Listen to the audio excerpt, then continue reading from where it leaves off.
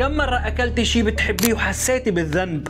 هذا الشعور بيوقف رحلتك للرشاقة وبيخليكي تفقدي الأمل. إنه أكبر عدو لرحلتك نحو الرشاقة هو الشعور بالذنب بعد الأكل. لما بتاكلي قطعة كيك أو شوكولاتة وبتلومي حالك، هذا الشعور السلبي بيأثر على هرموناتك وبيزيد من احتمالية إنك ترجعي تاكلي أكثر كنوع من مكافأة أو تنفيس. هذا مو دايت، هذا عذاب نفسي، لأنه جسمك ما له عدو لازم تعاقبيه.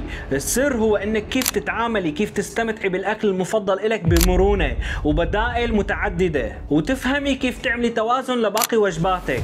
لما بتنتهي علاقة العداوة بينك وبين الأكل، بتبدأي تحققي نتائج حقيقية ومستمرة مع الدعم النفسي والتحفيز المستمر. فإذا بدك تتخلصي من الشعور بالذنب وتستمتعي بحياتك وجسمك بنفس الوقت، الخطة الذهبية للدايت بدون حرمان هي الحل، مع برامج غذائية احترافية ومرونة كاملة في بدائل الوجبات. والأهم متابعة يومية وشخصية عبر الواتساب من مشرفات متخصصات، وجروبات نسائية داعمة للإجابة الفورية على كل استفساراتك، ومتابعة مستمرة. عليها الآن خصم 70%. وتواصلي الآن على رقم الواتساب الموجود في البايو، ولا تنسي إنه هذا العرض لفترة محددة جدا.